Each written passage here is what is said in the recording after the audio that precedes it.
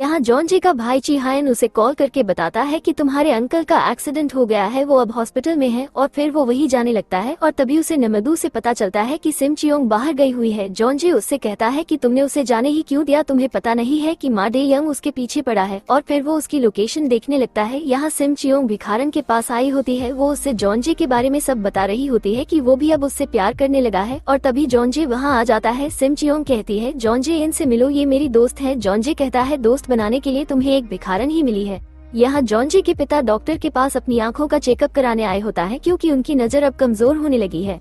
और इसी हॉस्पिटल में जॉन जे अपने अंकल से मिलने आया होता है। सिम चियोंग बाहर बैठी होती है और तभी चिहायन वहाँ आ जाता है। सिम चियोंग कहती है कि क्या तुम जॉन जे के भाई हो, लेकिन तुम्हारी शक्लें तो बहुत अलग है। चिहायन कहता है कि क्या तुम और जॉन जे शादी करने वाले हो। सिम चियोंग कहती है नहीं, अभी तो हमारे कुछ फ्यूचर प्लान्स हैं। और तभी जॉन जे के पिता रूम से बाहर आ जाते हैं और इसी वक्त जॉन जे भी सामने वाले रूम से निकलता है। अब जॉन जे और उसके पिता एक दूसरे को देख लेते हैं।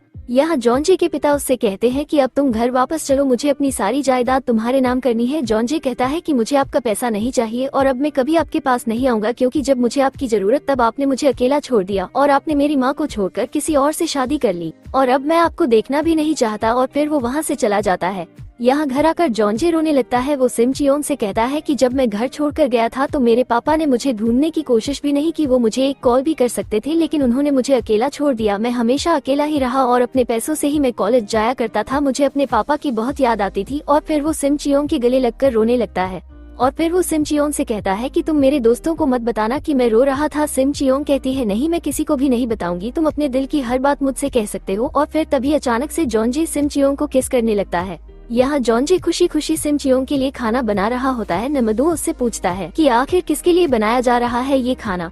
और तभी चियोंग वहाँ आ जाती है। आज वो बहुत खूबसूरत लग रही थी। जॉन जे तो उसे देखता ही रह जाता है। नमदू और ताए ओह भी उसकी तारीफ करने लगते हैं। और फिर ताए ओह अपने फोन में उसकी फोटो लेने लगता है। जॉन जे उससे फोन छीन लेता है और चियोंग के फोटो को अपने फोन में सेंड कर देता है और फिर उसके फोन से फोटो डिलीट कर देता है। अब वो रूम में आकर अपने फोन में चियोंग के फोटो को देखने लगता है और मुस्कुराने लगता है। यहाँ चाशिहा जॉन जे से मिलने आई होती है। वो उसे राजा किम के बारे में बताती है कि एक्सप्लोरर्स को राजा किम का घर मिला है जो सदियों पुराना है। यहाँ सेओ ही अपने हस्बैंड को सोने से पहले एक दवाई खाने को देती है, लेकिन उन्हें ये नहीं पता कि उनकी बीवी जो दवाई उन्हें दे रही है उसी दवाई की वजह से उनकी आंखों की रोशनी धीरे धीरे जा रही है। अब वो उनसे कहती है कि आपका पुराना ड्राइवर तो हॉस्पिटल में है, तो आप कोई नया ड्राइवर रख लो, लेकिन वो इसके लिए मना कर देते हैं। वो कहते हैं कि ड्राइवर नम कुछ दिनों में ठीक हो जाएगा, मुझे किसी और ड्राइवर की जरूरत नहीं है। यहाँ जिंजू अपने डॉग को डॉक्टर को दिखाने आई होती है और यहीं पर नमदू भी होता है। नमदू जिंजू से कहता है कि मैं अपने डॉग पर लाखों पैसा खर्च करता हूँ और बहुत महंगे स्कूल में बेचता हूँ इसे, ताकि ये अच्छे से सब कुछ सीख सके। अब जिंजू सोच में पड़ जाती है। वो सोचती है कि ये तो बहुत अमीर इंसान लगता है। अब नमदू जॉन जे को आकर सब बता देता है कि उसने अपना आधा काम तो कर दिया है जिंजू को फंसाने का, और बाकी का काम तुम करो। जॉन जे कहता है कि अब हमें एक अमीर फैमिली बनकर जिंजू के पास जाना होगा और इसके लिए मेरे साथ एक लड़की होनी चाहिए। और इसके लिए नमदू ताए ओह को लड़की बना देता है, लेकिन ताए ओह इसके लिए मना कर देता है कि मैं नहीं जा रहा, कहीं लड़की बनकर मुझसे नहीं होगा ये सब। नमदू कहता है कि जॉन जे तुम चियोंग को क्यों नहीं ले जाते अपनी मंगेतर बनाकर। और तभी चियोंग वहाँ आ जाती है। वो जॉन जे से कहती है कि तुम कहाँ जाने की बात कर रहे हो। नमदू उससे कहता है कि क्या तुम हमारे साथ चल सकती हो, तुम्हें बस वहाँ पर नाटक करना होगा जैसे टीवी में करते हैं और तुम्हें जॉन जे की नकली मंगेतर बनकर जाना होगा। और फिर सिम चियोंग इसके लिए मान जाती है। जॉन जे उससे कहता है कि तुम्हें वहाँ पर बोलना नहीं है, बस चुप रहना है। और फिर वो सब एक अमीर फैमिली बनकर एक क्लब में पहुंच जाते हैं। यहाँ पर जॉन जे और चियोंग बहुत ही एक्सपेंसिव चीजों की शॉपिंग कर रहे होते हैं और इसी जगह पर जिंजू भी आई होती है। और तभी वो उन सबको देख लेती है और वो सिम चियोंग को देखकर कहती है कि ये तो वही लड़की है जो मुझे उस दिन मिली थी। और फिर उसे पता चलता है कि ये अमीर फैमिली दुबई से आई है। और तभी वो नमदू को देख लेती है और उससे कहती है कि तुम तो वही हो जो अपने डॉग पर लाखों खर्च करते हो, और ये बताओ कि क्या तुम इन अमीर लोगों के साथ हो। नमदू उसे बताता है कि वो उसके गेस्ट हैं जो दुबई से आए हैं और उसकी एक इन्वेस्टमेंट कंपनी है। अब वो सब यहाँ से जाने लगते हैं। तभी जिंजू फिर से नमदू के पास आकर कहती है कि क्या तुम इन लोगों के साथ मेरा डिनर अरेंज करा सकते हो। नमदू कहता है ठीक है, मैं उनसे बात करके देख लूंगा। और फिर यही बात जिंजू घर आकर अपने हस्बैंड और चाशिहा को बताती है कि एक बहुत ही अमीर फैमिली हमारे घर पर डिनर के लिए आने वाली है, अब तो हमारी लॉटरी लग जाएगी। चाशिहा कहती है कि जरा संभल कर रहना उन लोगों से, कहीं वो लोग कोई लुटेरे ना निकल जाएं।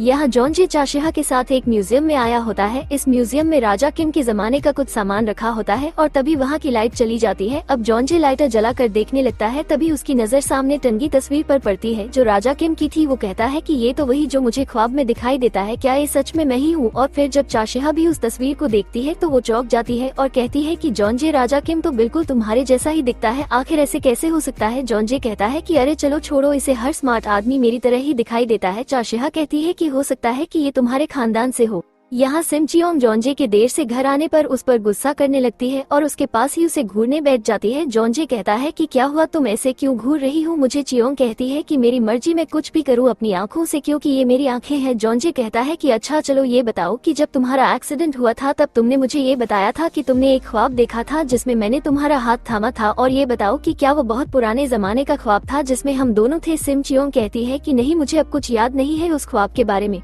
लेकिन चियोंग तो जॉन्जे से झूठ बोल रही थी क्योंकि उसने भी वही ख्वाब देखा था जो जॉन्जे को दिखाई देता है, लेकिन वो उससे छुपा रही थी।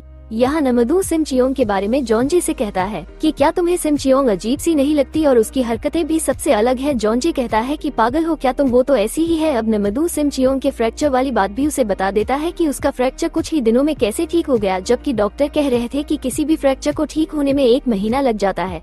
और फिर वो उसे वही मोती दिखाने लगता है। मोती को देखते ही जॉन्जे को पुराने जमाने का सीन दिखाई देने लगता है। नमदू कहता है कि देखो मुझे ये मोती सिम चियोंग से मिला, आखिर कहाँ से लाई होगी वो इतना कीमती मोती? और अब जॉन्जे भी सोच में पड़ जाता है। नमदू कहता है कि ये बात तो सब जानते हैं कि तुम चियोंग के साथ स्पेन में थे, लेकिन तुम्हें कुछ याद क्यों नहीं आ रहा है? जरा इसके बारे में भी सोचो तुम। जॉन्जे कहता है कि तो फिर तुम क्यों सोच रहे हो इन सब बातों के बारे में? नमदू कहता है कि क्योंकि अब मैं सब कुछ जानना चाहता हूँ और जानकर ही रहूंगा सिम चियोंग के बारे में।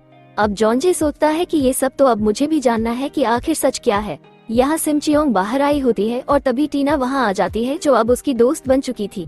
यहाँ जॉन्जे ऊपर जाकर देखता है कि सिम चियोंग अपने रूम में नहीं है और तभी उसकी नजर सामने रखे मोतियों पर पड़ जाती है। वो कहता है कि आखिर ये पागल लाई कहाँ से लाई है ये इतने सारे मोती, और फिर वो उसे घर में ढूंढने लगता है और तभी सिम चियोंग घर आ जाती है। जॉन्जे उससे कहता है पागल हो क्या, तुम कहाँ गई थी? और ये बताओ कि तुम्हारा फोन ऑफ क्यों आ रहा है, इसे चार्जिंग पर क्यों नहीं लगाती हो तुम? दोस्तों यहीं पर ये एपिसोड खत्म होता है। दोस्तों अगर आपको वीडियो अच्छी लगी हो तो लाइक जरूर कीजिएगा। तो जल्दी ही मिलते हैं इसके नेक्स्ट एपिसोड में, तब तक के लिए गुड बाय।